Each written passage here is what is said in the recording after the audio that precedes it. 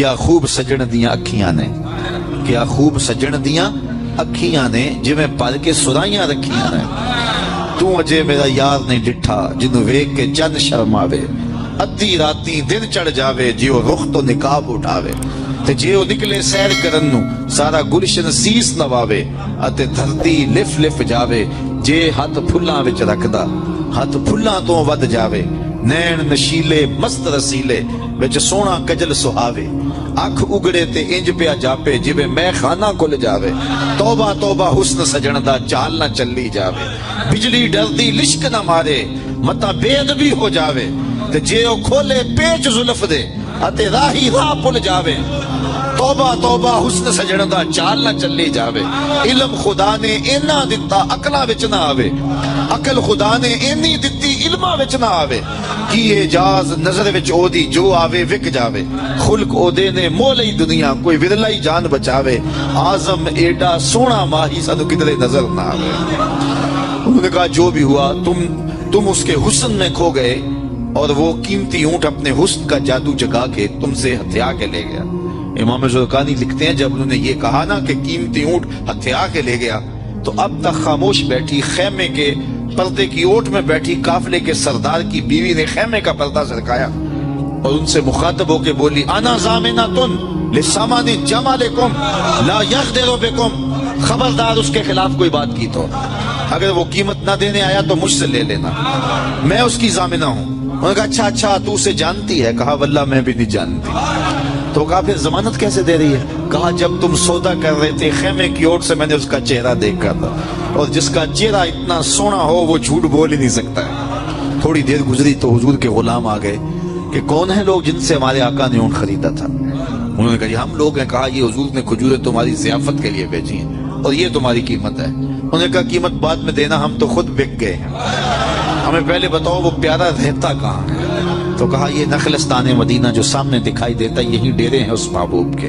تو امام زرقانی لکھتے ہیں سارا قبیلہ، اس قبیلے کا نام تھا وفد تارک، وہ سارے کا سارا وفد تارک اٹھا اور مدینہ المنورہ پہنچا اور حضور کے قدموں میں جا کے بیٹھ گیا، تیری تک کے ادامہ میں مرید ہو گئی۔ تو چہرہ اتنا خوبصورت تھا، اللہ اکبر، دیکھنے والے کہا کرتے ہیں اللہ اللہ، یاد آتا ہے خدا دیکھ کے صورت تیری۔ تو کسی سے اگر پیار اس لیے کیا جاتا ہے کہ وہ سونا بڑا ہے تو پھر آؤ نا اس سے پیار کیجئے جو اتنا سونا ہے۔ یہ پیر مہر علی بول کے کہنے لگے، مکھ چند بدر شاہ شانی ہے، متھے چمک دی لاٹ نورانی، کالی زلف تے اکھ مستانی ہے، مخمور مد بھریاں۔ اعلیٰ حضرت بریلی سے بول رہے ہیں، ذرا لہجہ دیکھیے کتنا خوبصورت ہے۔ بلبل نے گل ان کو کہا، بلبل کی منتہائی پرواز تو یہ کسی کو پھول کہہ دے، وہ پھول سے آگے تو سوچ نہیں سکتی، لیکن اس نے بھی پھول کہہ دیا۔ بلبل نے گل ان کو کہا، قمری نے سروے جاں فضا، حیرت نے جھنجھلا کے کہا یہ بھی نہیں وہ بھی نہیں، خورشید تھا کس زور پر کیا بڑھ کے چمکا تھا قمر، بے پردہ جب وہ رخ ہوا یہ بھی نہیں وہ بھی نہیں۔ وہ حسن دیا اللہ نے اپنے محبوب کو، تو کسی سے اگر اس لیے پیار کیا جائے کہ وہ سونا بڑا ہے تو مجھے بتاؤ کہ حضور جیسا سونا زمانے میں کوئی ہو سکتا ہے؟ اللہ اکبر، سارے حسن حضور کے قدموں سے پھوٹتے ہیں۔ اور مجھے اتنا اچھا لگتا ہے یہ شعر اعظم چشتی مرحوم کا کہ اس نے پتہ نہیں کہاں بیٹھ کے یہ شعر لکھ دیا کہ سمجھا نہیں ہنوز میرا عشق بے ثبات، سمجھا نہیں ہنوز میرا عشق بے ثبات، تو کائنات حسن ہے یا حسن کائنات، تو کائنات حسن ہے یا حسن کائنات۔ تو اگر کسی سے اس لیے پیار کیا جاتا ہے کہ وہ خوبصورت بہت ہے تو پھر بتاؤ حضور کے حسن یا حضور کے چہرے کا جمال اور رنگ اور شان تو پھر حضور کا چہرہ ہے نا۔ حضرت میمونہ بنت کردم رضی اللہ تعالیٰ عنہ فرماتی ہیں کہ مجھے حضور کی زیارت کا شوق ہوا تو میں اپنے والد گرامی کے ساتھ حضور کی زیارت کے لیے حجۃ الوداع کے موقع پہ میں حج کے لیے گئی، اور حضور سواری پہ بیٹھے تھے اور میں اپنے والد گرامی کے ساتھ حضور کی قربت حاصل کرنے کے لیے اور حضور کی زیارت کے لیے پہنچی۔ حضور کے چمکتے چہرے پر نظر جم نہ سکتی تھی اور میرے میں ہمت نہ ہوئی کہ میں حضور کے چہرے کو دیکھ سکوں۔ تو حضور سواری پہ بیٹھے تھے تو میں حضور کے پاؤں کو دیکھنے لگی۔ فرماتی ہیں کہ حضور کے انگوٹھے کے ساتھ والی جو انگلی تھی اس کا قد باقی انگلیوں کی مناسبت سے لمبا تھا۔ فرماتی ہیں ما نسیتو فی ما نسیتو طولا الطول اصبحوا، کہتی ہیں کہ آج تک اتنا عرصہ گزر گیا ہے، حضور کی مبارک انگوٹھے کے ساتھ والی انگلی کا حسن ہی میری نگاہوں سے زائل نہیں ہوتا۔ یار جس کی انگلی اور جس کے پاؤں کا حسن اتنا ہے، اس کے چہرے کی جمال کی کیفیت کیا ہوگی؟ وہ کسی شاعر نے کہا تھا نا کہ قدموں پہ جبیں کو رہنے دو، چہرے کا تصور مشکل ہے۔ قدموں پہ جبیں کو رہنے دو، چہرے کا تصور مشکل ہے۔ جب چاند سے روشن ایڑی ہے، رخسار کا عالم کیا ہوگا؟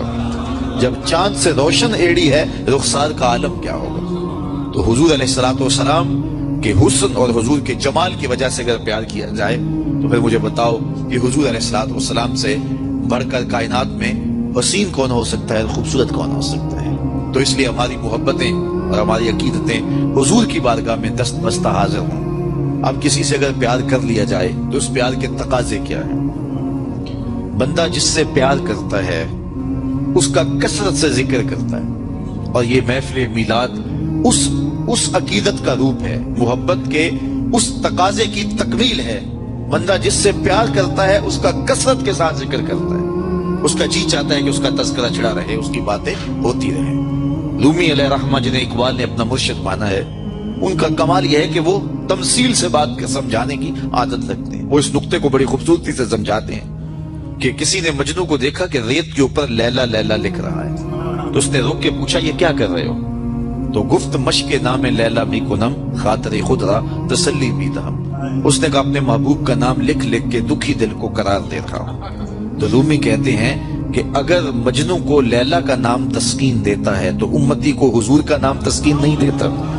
اور میں تو کہا کرتا ہوں میں خانہ سہارا دیتا ہے نہ جام سہارا دیتا ہے، ہم کو تو مدینے والے کا ایک نام سہارا دیتا ہے۔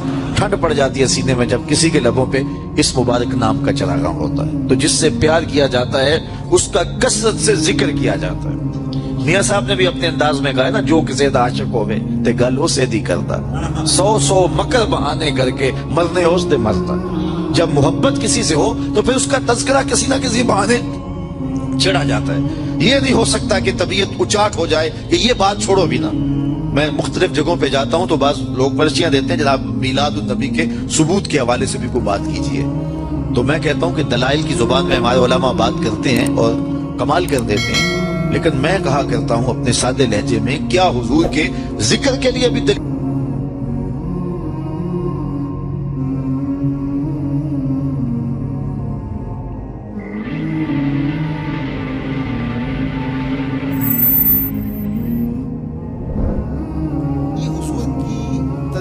کا طریقہ تھا، مربی کو پتا ہے کس طرح تربیت کی۔ ایک صاحب آئے، اس نے کہا حضور میں اسلام تو قبول کرتا ہوں لیکن نمازیں 5 نہیں پڑھ سکتا، نمازیں 2 پڑھوں گا۔ مسند امام احمد بن حنبل میں روایت۔ تو آقا کریم نے فرمایا ٹھیک ہے 2 نمازوں پڑھ سکتا ہے۔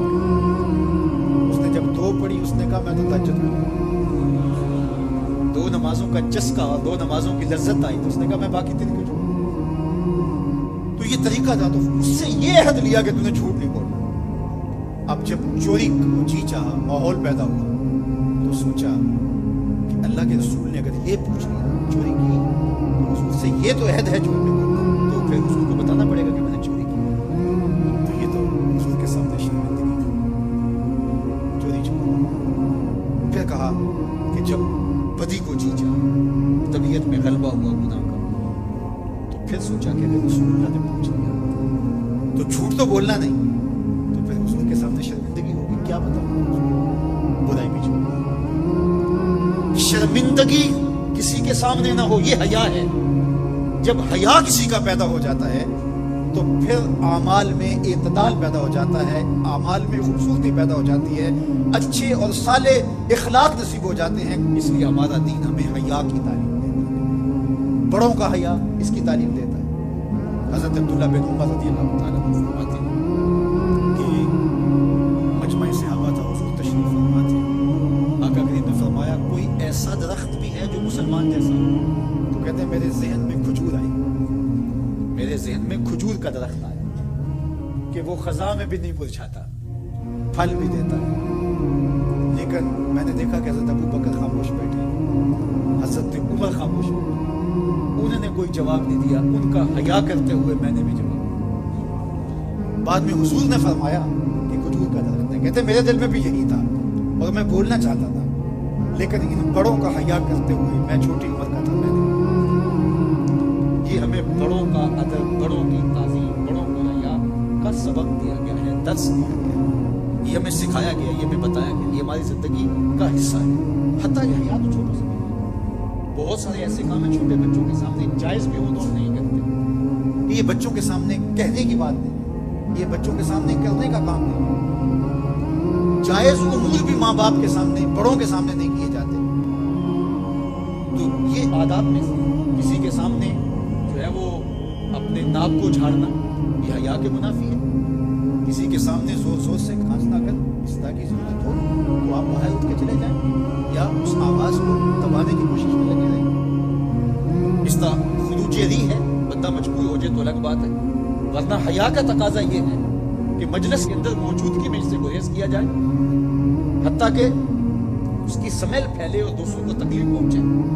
یہ بھی حیا کے منافی. اللہ اکبر. تو یہ بات ذہن میں رکھیے گا کہ حیا ہمارا دین ہے اور ہمیں حیا اختیار کرنے کی تمام انبیاء کی طرف سے جو ماضی میں گزرے ہیں ایک ضرب المثل کے طور پہ بات موجود ہے. اور یہ بات میرے اور آپ کے آقا مولا نے ہمیں پہنچائی, اور وہ یہ کہ اذا لم تستحی فاصنع ما شئت, جب تیرے میں حیا باقی نہ رہے تو جو چاہے کر. کیونکہ حیا مانے ہوگا نا یہ بڑا ہے, حیا مانے ہوگا کہ یہ ماں ہے اور یہ بات میں نے نہیں کہنی. حیا روکے گا کہ یہ باپ ہے, اس کے سامنے یہ کام نہیں کرنا. حیا روکے گا کہ یہ میرے رسول صلی اللہ علیہ وسلم کی طرف سے ممانعت ہے اور میں حضور علیہ السلام کا سامنا کل قیامت کے دن کرنا ہے. حیا روکے گا کہ یہ میرے رب کا فرمان ہے اور کیا میرا اللہ مجھے دیکھ نہیں رہا. حیا ہے تو گناہوں سے خود بخود روکو گے. کوئی کیمرہ نہیں تو پھر بھی رک جاؤ گے, کوئی سیکورٹی نہیں تو پھر بھی رک جاؤ گے, کوئی واچ نہیں کر رہا پھر بھی رکو گے, بند کمرے میں بھی رکو گے. اپنے رب سے حیا کرو. لیکن اگر رب سے حیا نہیں ہوگا, اس کے رسول سے حیا نہیں ہوگا, تو پھر جو مرضی کرو. پھر تمہیں نہ کوئی کیمرہ روک سکتا ہے, نہ باپ روک سکتا ہے, نہ ماں روک سکتی ہے, نہ بڑا بھائی روک سکتا ہے. کوئی نہیں روک سکتا تمہیں جب تمہارے اندر حیا نہیں. حیا ہوگا تو پھر گناہوں سے خود بخود بچتے چلے جاؤ گے, برے اعمال سے بچتے چلے جاؤ گے, بد اخلاقی سے بچو گے, زبان سے جملہ نکالنے سے قبل سوچو گے کہ یہ جملہ مناسب نہیں ہے تو میں اس کو کبھی بھی نہیں بول سکتا. اس لیے کہ حیا مانے ہو جائے گا اور طبیعتوں کے اندر ایک نور پیدا ہوتا چلا جائے گا. اور یہ پردہ جب اٹھ گیا اور یہ ڈر جب ختم ہو گیا تو پھر راستے صاف ہو جاتے ہیں. جو مرضی کرتا رہو, کوئی پرواہ نہیں. مدینہ المنورہ میں صحابہ تشریف فرما تھے کہ ایک خاتون گزری, سیاہ رنگت, حبشی نژاد. تو ایک صحابی فرمانے لگے اگر جنتی خاتون دیکھنی ہے تو یہ خاتون. پوچھا کہ یہ کیسے؟ کہا ایک دن یہ خاتون حضور کے پاس آئی اور اس نے کہا حضور مجھے مرگی کے دورے پڑتے ہیں تو میرے لیے دعا کر دیجیے کہ اس مرض سے مجھے نجات دے. تو آقا کریم علیہ السلام نے فرمایا اگر تم کہو تو میں دعا کر دیتا ہوں اور یہ دورے تمہیں نہیں پڑے گی, اور اگر تم ان پہ صبر کر لو تو میں تمہیں جنت کا وعدہ دوں. اب تمہارے ہاتھ میں ہے, جو چاہو کر. اس خاتون نے بغیر تأمل کے کہا مجھے جنت والا وعدہ قبول ہے. دورے پڑتے رہے کوئی بات نہیں, مجھے جنت والا وعدہ قبول ہے. لیکن حضور ایک قدم میرے پہ فرمایا, وہ یہ کہ جب مجھے دورہ پڑتا ہے تو میں گر پڑتا ہوں. تو گر جانے کی وجہ سے سطر کا خیال نہیں رہتا, ظاہر ہے بے ہوشی ہو جاتی ہے. تو میرے پہ یہ کرم فرمائیے, دعا کیجئے جب میں گروں تو اللہ میرے سطر کی حفاظت کرے. تو حضور نے یہ دعا کی. اب وہ گرتی تھی لیکن اس کا سطر نہیں گرتا. اللہ اکبر. تو اس کو کتنا خیال تھا اپنے پردے کا, کتنا خیال تھا اپنے سطر کا. یہ جمال ہے عورت کا. عورت مستور ہے, عورت کو عورت کہا جاتا ہے, مستور سطر سے ہے. یہ پردے کی چیز ہے. اور اللہ جل شانہ نے اوڑھنیاں اوڑھ کر کے رکھنے کی خواتین کو تلقین کی. آج جدید مفکرین تو عورت کے ساتھ مصافحہ کے راستے میں نکال گئے. وہ کسی نے کہا تھا یہ عورت کی آزادی نہیں ہے, یہ عورت تک پہنچنے کے لیے مرد آزادی چاہتے ہیں. عورت سمجھتی ہے مجھے آزادی مل رہی ہے, یہ تجھے آزادی نہیں دی جا رہی.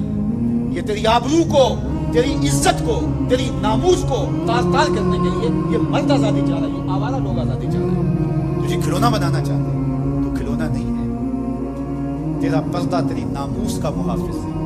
تیرے برقعے کی ایک ایک سلوٹ تیرے حیا کا پہرا ہے. آج مغرب مختلف ذرائع سے ہم سے یہ جوہر چھیننا چاہتا ہے. تو اب ہمارے اوپر تہذیبی یلغار کے ذریعے سے، میڈیا یلغار کے ذریعے سے، تمدنی یلغار کے ذریعے سے، مختلف ناموں سے، مختلف ایام منانے کے ذرائع سے ہم سے اگر ہماری جوہر حیا کو چھین لیا جاتا ہے تو ہمارے پلے کیا بچتا ہے؟ کیا ہم گگو کوڑا قوم ہے کہ جو کوئی لے کے آئے اور اسی کے پیچھے چل پڑے؟ کیا ہمیں نہیں پتا کہ ہم کون ہیں؟ ہماری بھی کوئی بنیاد ہے، ہماری کوئی ساکھ ہے، ہمارے ابا و اجداد ہیں، ہمارے اوپر کتاب اتری ہے، ہمارے آقا نبیوں کے امام ہیں، ہمیں پورا کامل اکمل دین دیا گیا ہے. کیا ہم وسیع الظرفی کے نام سے، روشن خیالی کے نام سے سب کچھ اختیار کر دیں گے؟ یا ہمیں سوچنا پڑے گا کہ ہمارے دین کی شناخت کیا ہے؟ تو میرے حضور نے فرمایا ہر دین کی ایک الگ شناخت، الگ پہچان اور نمایاں نشان اور علامت ہوتی ہے. اسلام کی وہ نمایاں علامت حیا ہے. اگر حیا ہے تو دین ہے، اگر حیا نہیں ہے تو دین نہیں ہے.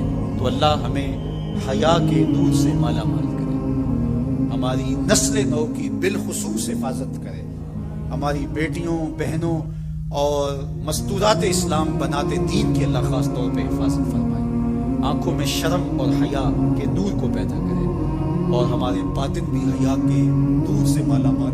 میں تو حیرت میں ڈوب جاتا ہوں جب خواتین ہاتھوں میں پلے کارڈ اٹھائے، میرا جسم میری مرضی کا نعرہ لیے میدان عمل میں کود پڑتی ہے. اور پھر اس سے بڑے دکھ کی بات یہ ہے کہ ہمارا میڈیا ان کے پیچھے کسی نہ کسی انداز سے کھڑا ہو جاتا ہے اور ایک ماحول پیدا کیا جاتا ہے کہ اس کی زیادہ سے زیادہ تشہیر.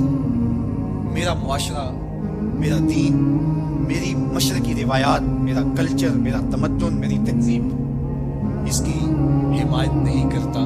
میرا دین تو مجھے اس بات کا سبق دیتا ہے، میری بہن کو، میری بیٹی کو، میری ماں کو، میری بیوی کو میرا دین یہ سبق دیتا ہے کہ وَلَا تَضْرِبْنَ بِأَرْجُلِهِنَّ لِيُعْلَمَ مَا يُخْفِينَ مِنْ زِينَتِهِنَّ، کہ وہ اتنے زور سے قدم بھی نہ رکھیں کہ ان کے پاؤں میں پڑے ہوئے پازیب کی جھنکار غیر مرد کے کانوں تک پہنچے. جو اسلام اپنی شہزادیوں کے پاؤں میں پڑے ہوئے پازیب کی جھنکار بھی غیر مرد تک جانے سے روکتا ہے، تو کیسے گوارا کیا جا سکے کہ ٹھمکے لگا کے عورتیں ہاتھوں میں پلے کارڈ اٹھائے بلند آواز سے نعرے لگا رہی ہوں اور جو ہے وہ دھمک دھمک کر کے جو ہے وہ اپنے حقوق مانگ رہی ہو.